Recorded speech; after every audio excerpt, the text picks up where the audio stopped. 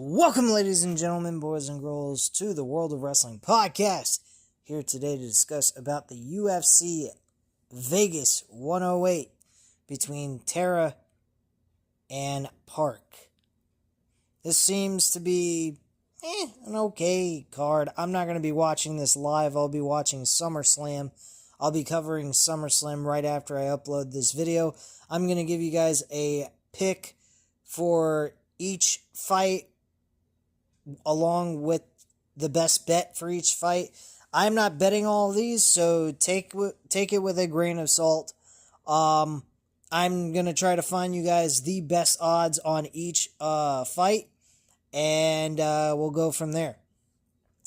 So, the first fight on the card is Taira Rodriguez versus Katlyn Souza. I like Katlyn Souza in this fight. Taira Rodriguez is a wrestler, but Souza, I have good vibes with. I have a good feeling she's going to provide us enough volume and actually deliver on a win. My only concern is, will her takedown defense be able to handle the wrestling from Taira Rodriguez? Taira Rodriguez generally, in most cases, on average, connects with four takedowns per fight, per 15 minutes actually, and she's connected 51% of the time, which isn't great. It's decent. And Souza's defense to the takedown is about 64% of the time she defends it, which isn't bad either. So, with that being said, Katlyn Souza has the volume when it comes to the punching. That's very important. When you aren't attacking and you're focused primarily on the takedowns, takedowns are great. It keeps the fight in your possession. It allows you to have control of the fight, and it forces the judges to not question whether or not you're winning the round or not. So, and as long as you keep them there for a long period of time and you're hitting them with good shots while you're down on the ground, that's going to give you the judge's scorecard for the specific round that you're doing this in. Now, Souza can prevent the takedowns in this fight, and she can stay on the feet majority of the time and connect with her punches and kicks. I honestly think she's got a good chance at winning. Let's go over to Hard Rock. I'll give you the odds on that because that's the only place I actually can bet here in the state of Florida. So let me pull this up real quick.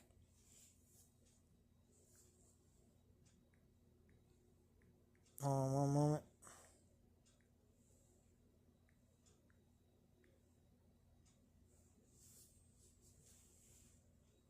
Alright, so let's go to UFC. Alright. So Katlyn Souza is actually a plus 180. That's actually good. If I was to bet on this fight on Souza to win outright, I would say bet like a quarter of a unit. So if you're betting like $10, I'd say bet $2.50. I'm sure that other people would probably bet a little bit more than that. But yeah, let's just say if you were betting $2.50, you'd win back $7 total in a payback. So you'd win about $4.50 with that. $25, you're winning $45 back. So yeah, let's just say let's say you're betting $100 as your unit size. I'd say bet $25 on her for on a plus 180, which is good odds. I don't think that that's bad whatsoever. All right, let's move up now to the next fight on the card. We got Felipe Bunez versus Rafael Estevam. I'm going to take Rafael Estevam And that's just based on the fact that he's been pretty dominant in a lot of his fights. He doesn't strike very much, which is kind of concerning. He's more of a wrestler. He gets 6.41 takedowns per 15 minutes, but only has an accuracy of 35%. Now, his opponent, his takedown defense is, he really, I don't know if he's ever been taken down before. Like, has he ever had opponents that wrestled him to the ground? Because he's showing 0%, which is not good based on the UFC.com. I'm taking Rafael Estevan. My biggest concern is, from what I've heard from other people that know more about this, I'm learning as I go, month to month, because I'm really getting heavy into this, and now I'm starting to get the feel of it. Like, this is a revolving door. You see the same fighters a couple of times every year, so you start getting the understanding of each fighter as you watch them. From what I heard, Estevan's kind of bad cardio, but Felipe Bunez actually has cardio issues as well. I'm gonna go with Rafael Estevan, but betting wise, I don't know. Let me take a look at Felipe Bunez and Estevan's fight. I wouldn't say I would pick a fighter here. I mean, if you wanted to pick Bunez, you could. He's a plus 375, which is great odds on just one, on a fighter just winning outright, which I think is absolutely amazing. Let's see here. Total rounds. 1.5 rounds over is minus 325, which I think could definitely hit, but that's a bit wide. Minus 160 for 2.5 rounds. That's pretty decent. If you want to go to round props to see if it reaches the exact round. So going to fight reaching the exact round for the third round would be a minus 210 to say yes, it would reach the third round. You could definitely do that. It reaching the second round is a minus 500. That would be a parlay piece, honestly. So I'd say betting the fight to go to the third round at a minus 210 would probably be the best thing to go with. I think these guys aren't capable to put each other away that soon. I think it'll last till the third round, and then I think maybe the third round we might finally get a deciding factor on that. So just to play it safe, give yourself a little bit of padding. A minus 210 isn't terrible. It's not that great either. I would say either bet that, use the round 2 parlay piece, minus 500 as a parlay piece for something, is another option to go with if you want to pattern your ability to reach a possibility of hitting the bet on that. Or I would go with Felipe Bunez, since he is actually a plus 375, which is great odds for him if he actually wins.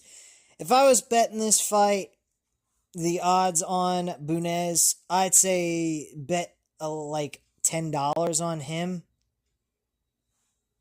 But I think Rafael Estevan is going to actually win. But yeah, if you were to bet $10 on him, you're winning back $37.50, which isn't bad at all out of $100 that if that was your unit size. So yeah, if you were to bet $10, that ain't terrible at all by any means. So yeah, I'd say he's an alright person to go with if you're trying to win a little extra dollars on an underdog. But I think the round props are probably the better option. Granted, they're not as good as a plus 375. So the options are all yours, but I'd say this is a fight that can be bettable. You just got to be careful on which one that you pick. But I think the rounds are probably the better choice to go with overall. All right, next fight. We got Austin Batchy versus John Yanez. I'm taking Austin Batchy in this fight. The reason being is this guy is skillful. He faced Christian Rodriguez, who's an experienced fighter in the UFC, in his debut fight and went to a split decision. For that fight to go to a split decision, even though, yes, he may have lost, he definitely is a guy that I would pick as a guy to go with to win.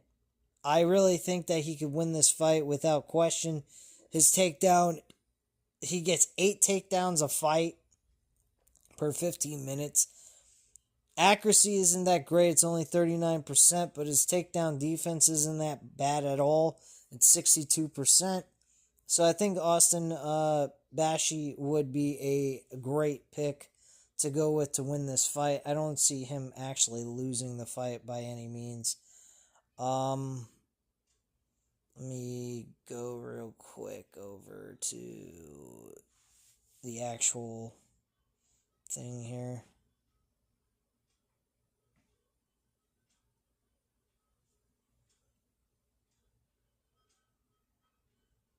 Okay.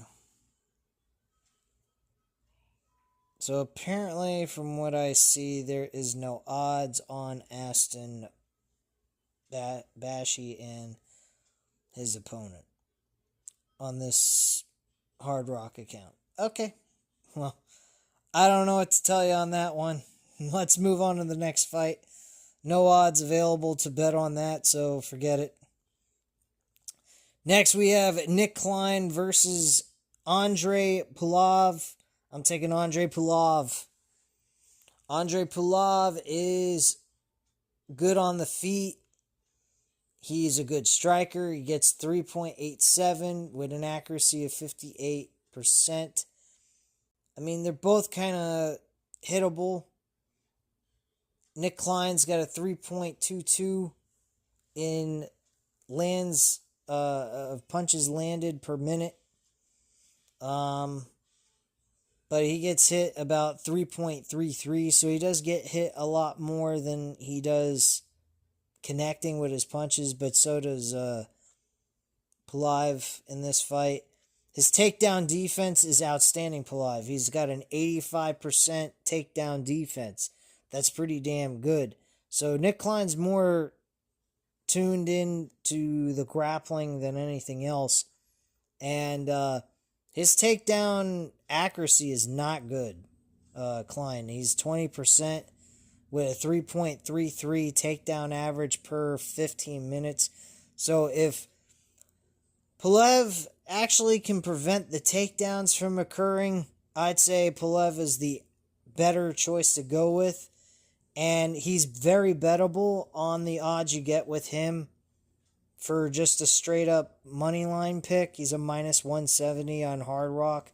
So, I mean, if you're betting $100, you're getting $58.82 back. That ain't too bad. I mean, granted, in a normal bet, I mean, other people would say they would want their money plus what they put in. Let's see about the fight going the distance type of shit. Minus 190 for the fight not to go the distance. I wouldn't even bet that. That's just ridiculous, because that's more than betting on Pulev to win the fight outright. If the fight goes to a decision, you lost. So I wouldn't even go with that. I'd go with Pulev on that. Let's see about finishes. They're saying Pulev a minus 180. They're siding with him not to finish, win by a finish. I don't know about that one. Let's see, method of winning the fight. So Pulev has got a chance. He's known for, he's the favorite. They favor him to knock his opponent out by a plus 175.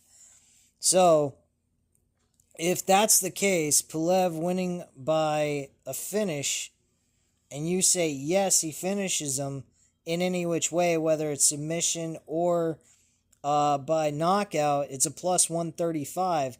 So you're patting yourself a little bit. You're still on the plus money side. I'd say go at Pulev for a finish, but if you want to play it really safe and you just want to play the money line, I wouldn't blame you one bit. But Pulev at minus 170 is not bad betting on just the money line portion of things. But again, like I said, if you want to bet on him finishing him any which way, whether it's submission or by knockout, that would be the best thing to go with. You don't have to worry about what specific way he wins the fight to finish. He just needs to finish the fight, and that's it, and you win with a plus 135. I think that's both of those are the best thing to go with in this fight. Betting them both as single bets, I don't know if that's a good idea.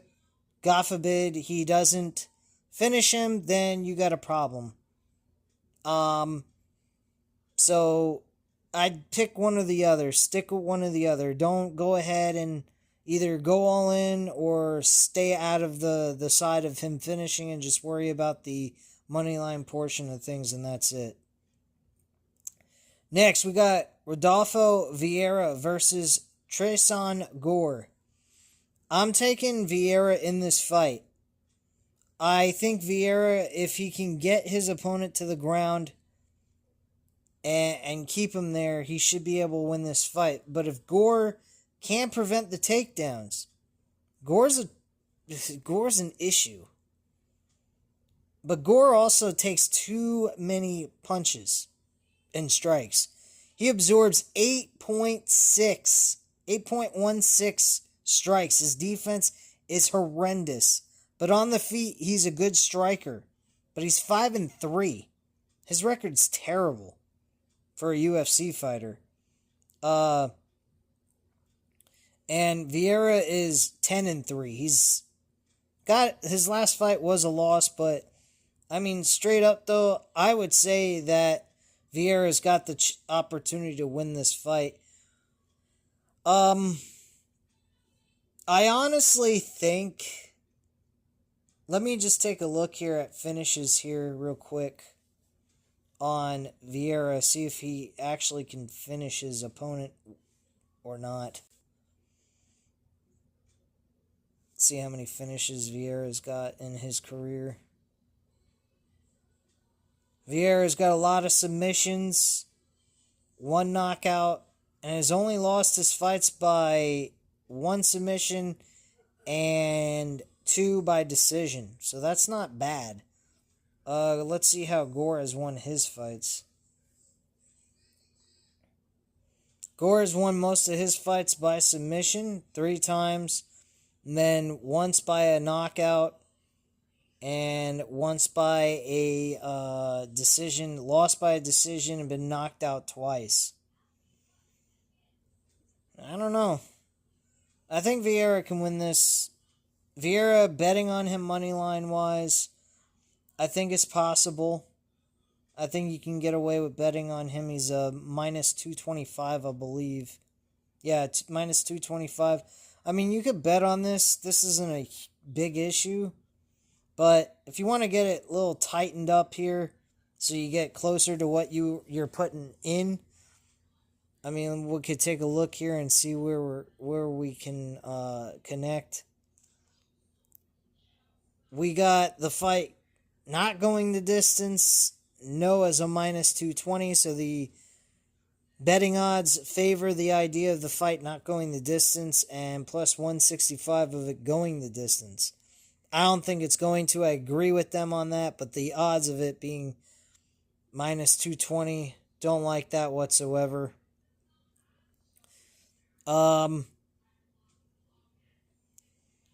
Rodolfo Vieira to win by finish. They're saying yes for a plus 100 and minus 130 for him not to finish by a win. I'm going to say yes. Plus 100. That is, I think that is definitely possible. I think that you'll benefit from that, but if I was betting on this, I'd bet a lower amount of money. So again, $100 being a unit size, I'd say maybe like $25, a quarter of a unit. Worst case scenario, if you lose, but at least you're betting plus money. I think that that's hittable. I don't think that it's not. I think Vieira could definitely win this. Gore's definitely possible winning this fight too. I really think he could win this fight as well. Him knocking his opponent out is a plus 600, and winning by submission is a plus 1100. So, I mean, if you want to be on the Gore side, you got plenty of money to be had on that side. If you want to just bet him winning by finish, you're getting plus 350. And he could win either way. He could win by submission or knockout. So those are two sides you could definitely look at and pick your poison. But either one, if you're looking towards the finish and you select either one of them to finish, it's plus money on either side. So that's a plus in my opinion. So I would go on either one of those sides, whichever side you believe is going to win. I don't think this fight is going to a decision, though. I think Vieira is going to win the fight, and I think betting him at plus 100 is the possible answer to our prayers on that bet for that fight specifically. So let's move on to the next fight. 1 second. All right, so next we have Rina Nakamura versus Nathan Fletcher. I heard some things about Nakamura. I actually bet on him, I believe, at one point in time. Nakamura, I'm not impressed with him. He's a wrestler. And I believe I had him in a parlay, and I think he was the only one that didn't hit in that one fight he had. That was against Gaforov, I believe. I bet on him. I'm not sure. Really, I'm not. But yeah, he lost that fight. Nathan Fletcher, him on the other hand, he lost to Loughran by a split decision, which isn't terrible. He did get a win over a 9-2 fighter before that, and that was it. Let me see here about their statistics.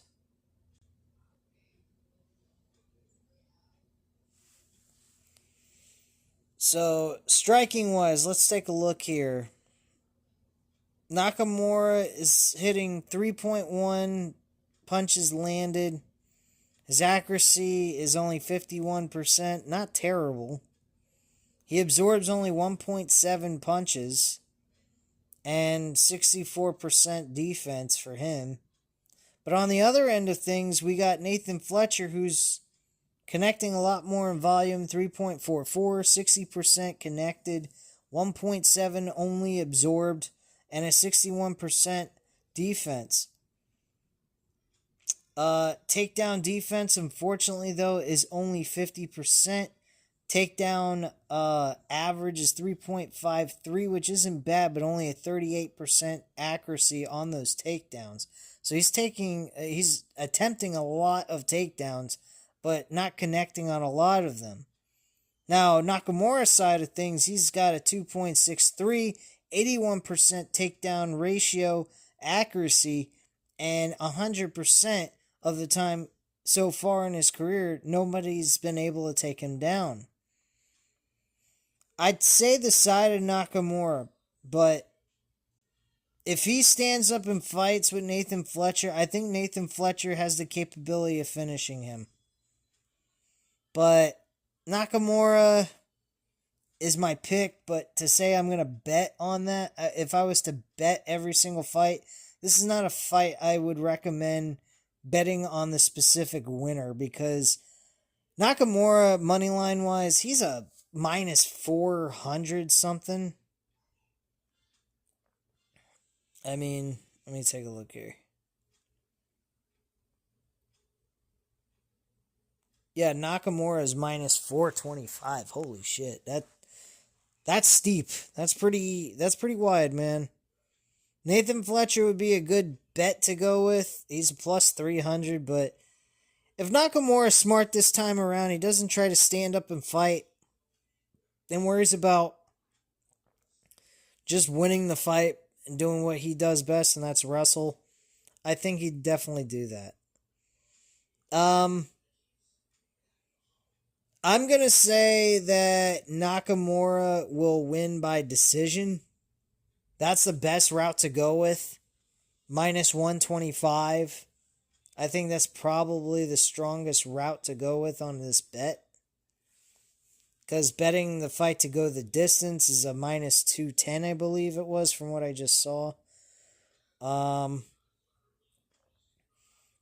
yeah, I'm not too high on the idea of the money line. The money line is the easier pick to go with as long as Nakamura is smart in this fight, doesn't take any risks or anything. Nathan Fletcher to win by money line is... There's plenty of money to be made there if he wins, but that's the question, if he wins. I'm going to say Nakamura wins. Go with the decision, minus 125. That's my pick for the bet on that fight specifically. So I would go Nakamura decision, minus 125. Next, we have Kevin Vallejos versus Danny Silva. And I take Kevin Vallejos. This guy is a fucking killer. This guy knocks people the fuck out. He is a destroyer. He doesn't stand there and play games. He just goes in there. He knocks his opponent out. That's it. Danny Silva, he's a point fighter. He's good on the feet. You know, he's I don't think he's been knocked out before. No, he lost by a decision. That's it. So, I mean, Kevin Vallejos winning by knockout would be the best option to go with. I think he could close that and win. But maybe Danny Silva can handle it. Maybe he tires. That's another thing I didn't think of. Maybe Kevin Vallejos gets tired out. If Danny Silva can tire out Kevin Vallejos and win the fight later on in the rounds, like in the second round or so, he could definitely win. That's happened many times before, where a guy that's very good at knocking and closing fights out quickly. But in this fight, Danny Silva has never been knocked out before. And the one fight he did lose, it went to a decision. Now let's see the statistics on how many times punches are landed on him. Because that might be a determining factor right there. Ooh, shit. Danny Silva, 7.96 punches absorbed. So that's a lot of strikes being absorbed. And Kevin Vallejos being a guy that can connect, he throws 6.48 punches landed, or strikes, I should say. Strikes landed 6.48. Now, Danny Silva is pretty good. He's got a 7.36 connection rate, but he absorbs too many punches. I mean, Kevin Vallejos ain't doing too great himself either. He's 5.7, but that's at least 2.26 less absorbed punches and strikes. So, Kevin Vallejos is my pick. I'm going with the knockout prop on him if I was betting this fight.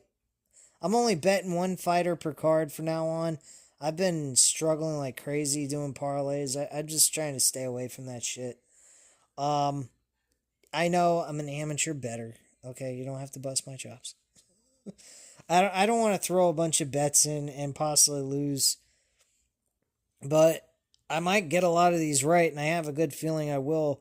Kevin Vallejos to win by knockout is a plus 120. That is good odds right there. I'd go with Kevin Vallejos winning by knockout. So that's my pick. Kevin Vallejos by knockout plus 120.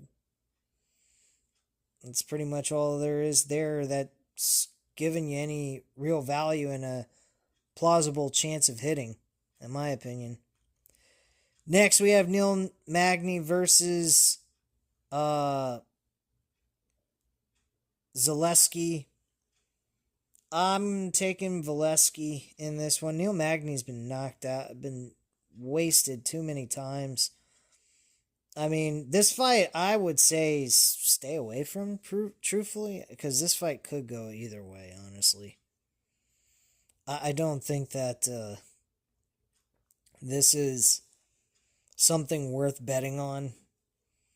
I mean, Tapology, they got Zaleski by 55% picks, 45 Neil Magny. Neil Magny is a threat when it comes to the grappling, and he's taller. He's got a longer reach by 7 inches, 80 inches, 80-inch reach, while Zaleski is only 73. I take Zaleski, though. He's, not doing terrible, but he ain't doing that great either. This is a fight I would definitely stay away from, but if I was picking anything just to be safe, I picked Zaleski money line at minus 220. That's the best I could go with for you guys because it's very hard to make a pick there. But yeah, I take Zaleski money line. That's it, minus 220. I don't know how else this fight will go, but I think I have good confidence in Zaleski winning. I just don't have extreme confidence in it. But if you guys want to avoid it, I don't blame you. I would as well. But if you really want to bet on every single fight on this card, Zaleski would be my pick. So I'd bet on the minus 220 to give yourself all the padding you need. The only way you could lose at that point is if Neil Magny wins. So that's pretty much it on that one. Anyway, let's move on here.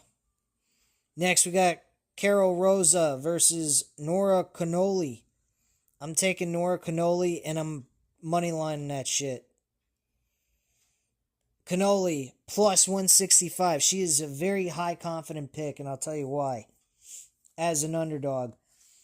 My reason for picking her and saying that plus moneylining her would be the best choice. One, all she's got to do is win in any which way possible. Two, she throws more volume of punches. She's more active. She has more care to win the fight. Carla Rosa, she just goes in there to go in there.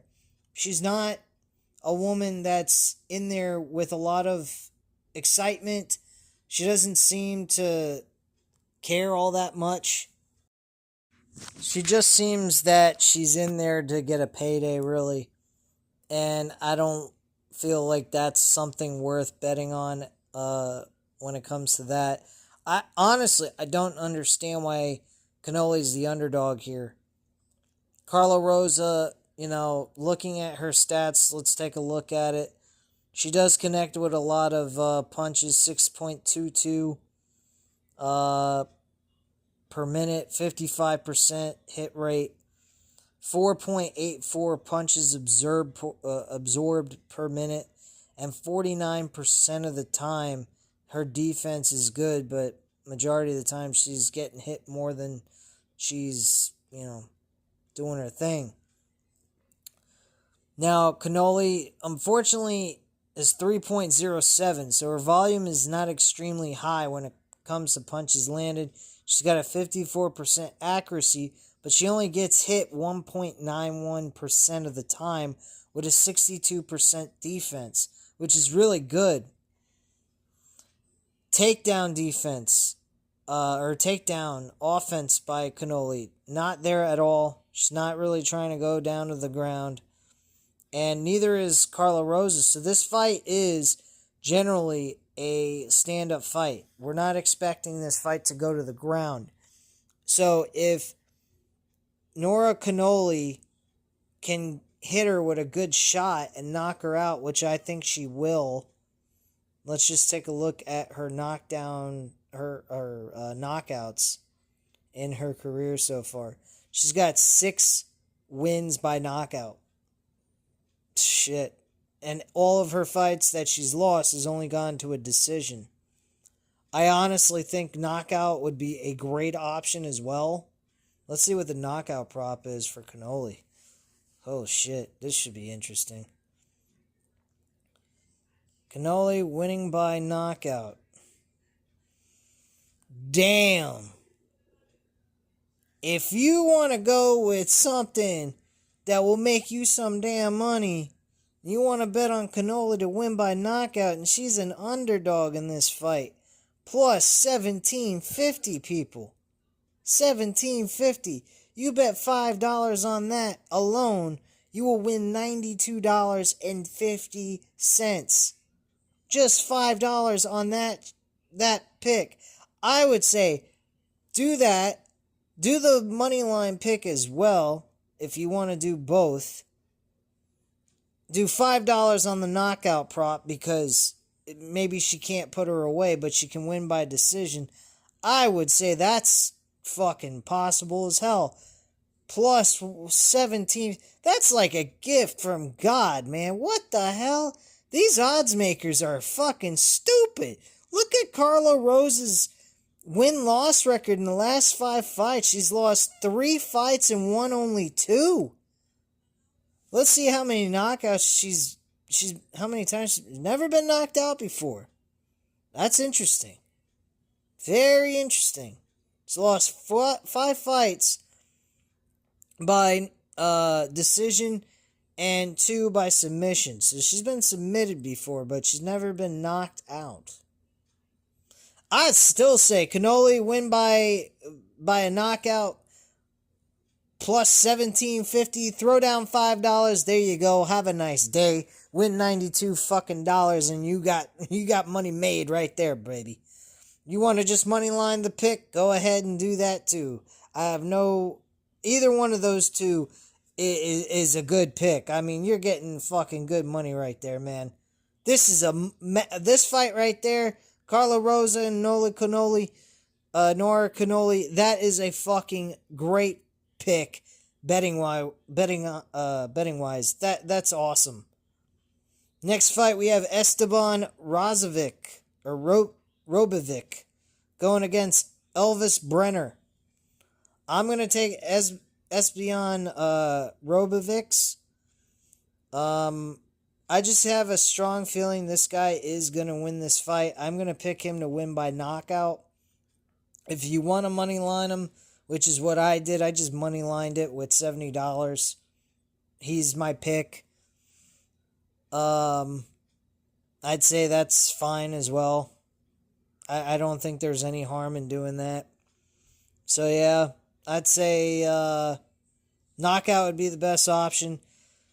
Volume is there with Robovic. He's got 8.08 connection rate per minute. 43%, a little off there. 5.92 absorb punches and a 55% defense. But his opponent, who's not volume, 3.99, 47% striking connection, 5.3 absorb punches per minute, and 48% defense to those strikes. I take Esteban in that category. Now, the takedown defense. He has 63% takedown defense. That's not bad at all. Takedown accuracy from Robovic, or Elvis Brenner, excuse me. Elvis Brenner's takedown offense, not that great.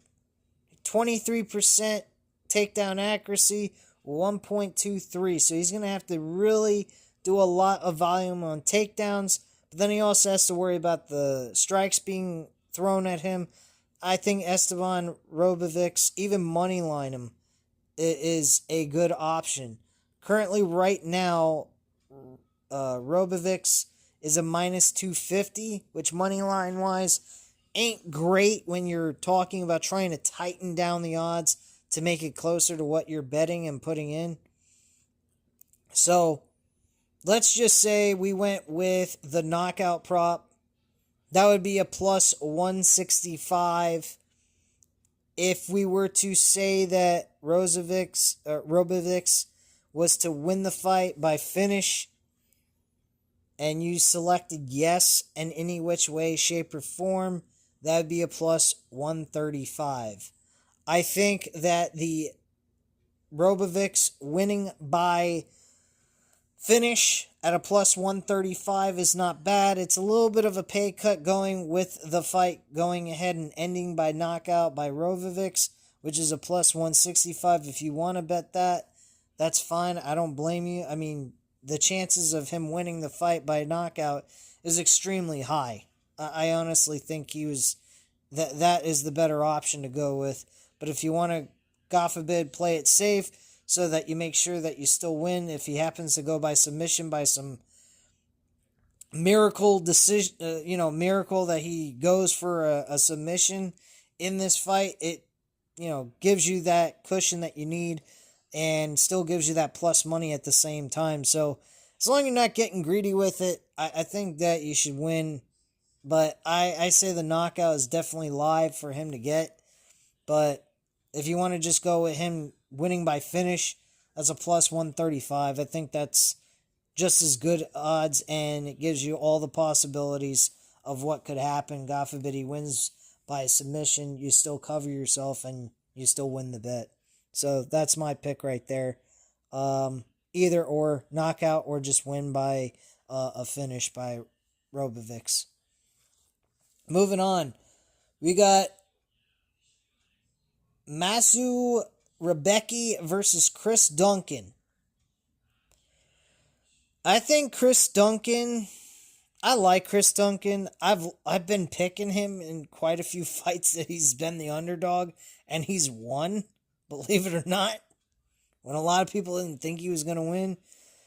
And I've been pretty damn good picking him. Rebecki, though, is a takedown artist, and Chris Duncan is not. I mean, defending the takedowns, I should say. Chris Duncan is very weak in the takedown defense category. He's got 37% takedown defense. I'd say Rebecki wins this fight. As much as I want to bet on Chris Duncan, I don't know if he will win this fight if he can't defend the takedown. Now, being a betting man, if you were to bet on this fight and you wanted to bet on Duncan, I wouldn't blame you. He's a plus 190, which is good odds to just bet on him straight up. Money lining him. But Rebecki's my pick. So let's see what we can get out of this whole situation. We got knockout prop at 160. We got Rebecki winning by submission at a plus 700. And we got him winning by decision at a plus 325.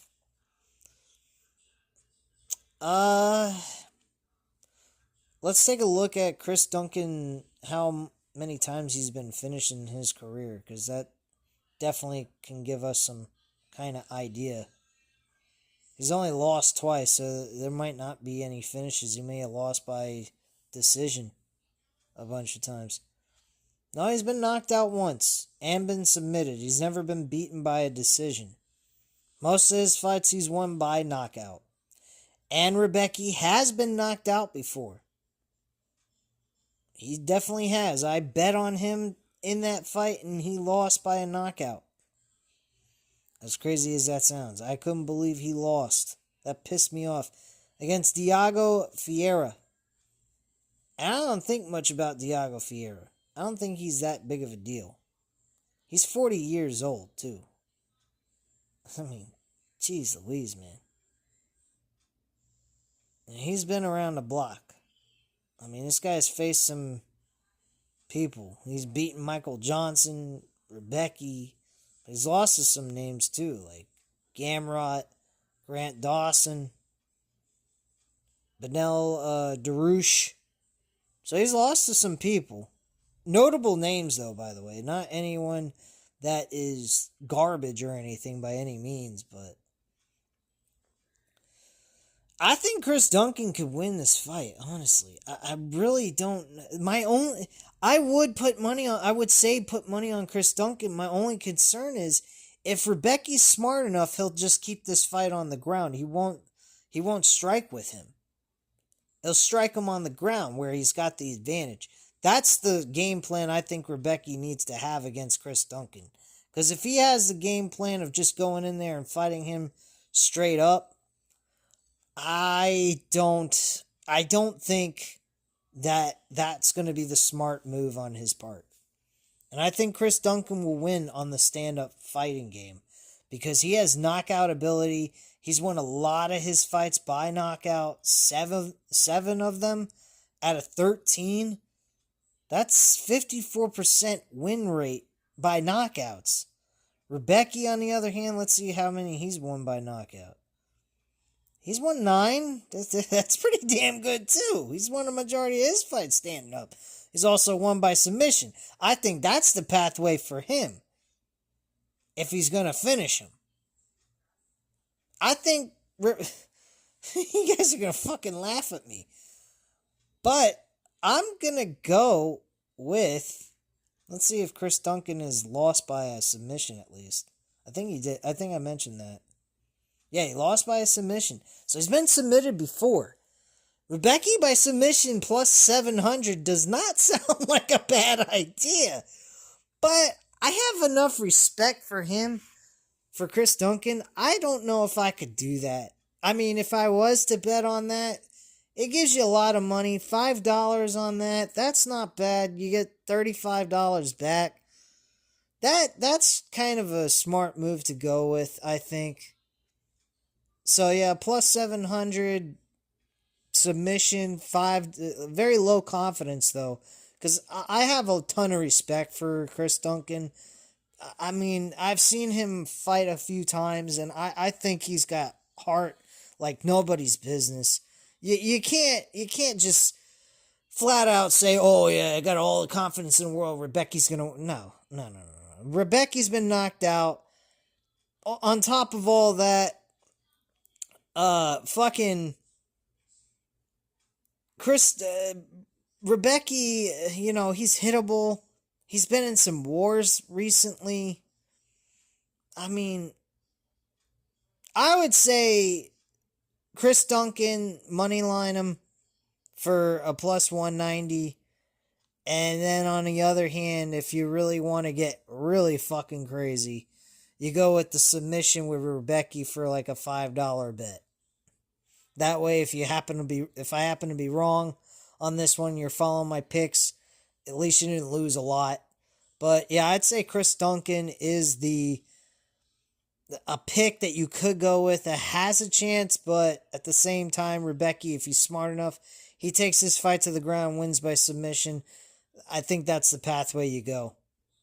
That's where I go with this fight. And if it hits, that's fantastic. I mean, if you wanted to go with the decision portion of things, I think Duncan, we can give him enough respect that he just loses by a decision. Nothing more than that. So, yeah, I'd say that would be the case. Let's see about him, Rebecca not winning by finish. Let's see what the odds are on that. Rebecca not winning by decision or by finish is a minus 140 if you select no on that. So that's not bad. That's close to plus money. So, I mean, there's plenty of options on this fight that I feel very comfortable with. The Chris Duncan winning the fight outright, dropping only $5 on the submission prop for plus 700, and Rebecca possibly not winning the fight by a finish, because maybe Duncan can survive through all 15 minutes and still make it through, and he just so happens to lose the fight. That, I would say, would be the best thing. Not to mention, if you say that he's not going to win by finish, Rebecca, and Duncan so happens to win, you still win that pick, I believe. This is something new Hard Rock's been implementing in these options to bet on. So I think that if he doesn't win by finish, or Duncan happens to win the fight outright, I think you still win, regardless when you select no for him to finish the fight. So that's pretty good. I would take that pick, because that covers all your bases. But the option is yours on that one. But there's a lot of options there I would go with, because they're all possible. It's just depending on how the fight goes as it goes is the concern. All right, main event time. We got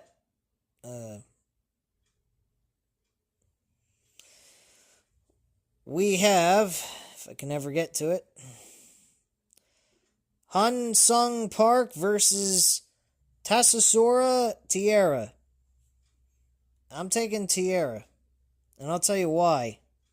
The reason why I'll take Taira is because Taira has fought a high-level fighter like Brandon Royval. He lost by a split decision, and he had him a couple of times where he could have submitted him. Now, people are saying Park can win the fight, and I'm not saying he can't. Do I think this fight can go the distance? I'm not sure about that. Let's see what Sierra has done. Or Taira, I should say. What am I saying, Sierra? Alright, Taira. Let's see how many times. He's closed out about 7 fights by submission, 5 fights by knockout, and won 4 of them by decision. Very interesting. Let's see what he's done in the UFC so far. He's won a decision, won a couple of fights by knockouts or TKOs, armbar submissions. He's gotten twice in back-to-back fights. Got a unanimous decision. So he's won a couple of his fights by decision. Very hard to pinpoint and giving you guys the best odds possible. I'm really not sure on this one. I guess the round props would be the best bet to go with. I think total rounds, let's say we were to go into the fight going to reaching the 3rd round. Let's see about that.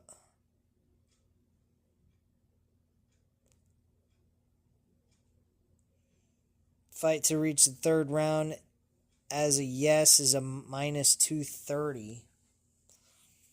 And if you say the 4th round as a yes, that's minus 135. So you're really having to push yourself for that extra little getting closer to the plus money portion of things.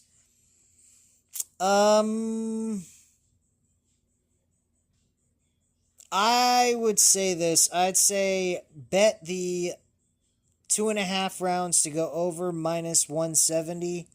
I think that is definitely possible of hitting. So I'd say, yeah, this fight goes past 3 rounds or past 2.5 rounds. And we definitely get...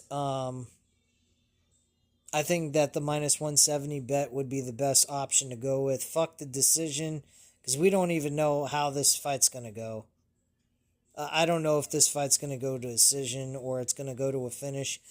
But I'm going to give enough respect to Park that I think he can last for 2.5 rounds and get into the 3rd round and last. But I'm taking Taira as the one to win it. Moneylining him is a minus 350, which is a bit much. But if you want to do that and you want to throw down like $70, which is generally what I bet about $70 a week on one fighter per card. If you're betting the $70 on him, you're winning $20 back. Not terrible, but not that great either. I mean, you're losing out on $50 left over on the table to even out what you have you're putting in. So that's a decision to make. That's totally up to you. But those are my picks. Those are my bets on every fight for this card. So go ahead. If you want to lock them all in, go for it. I may consider doing this at some point in time and think about doing something like this considerably on a consistent basis to see how I can do. I'm just worried that I might lose too much and then cost myself. I generally, what I do is I'll bet on one fighter per card. throw $70 down. I was parlaying, which cost me a couple of times. And just take the win and walk away with the money and count that as what I actually won. But technically what I win is what I get from out of the money I got back along with the profit I made. So that's just the way I play it. I know it's amateur way of doing things, but I guess I could say I'm a chicken shit. And kind of worried I might get it wrong. But with that being said, guys, I appreciate you guys sitting through this video. If you have, by all means, go ahead and hit the like button. I'd greatly appreciate that. Hit the subscribe button if you're not already subscribed to the channel. Leave a comment down below. I'll definitely get back to you on that. I thank you very much for watching, and have a great night, guys. Bye.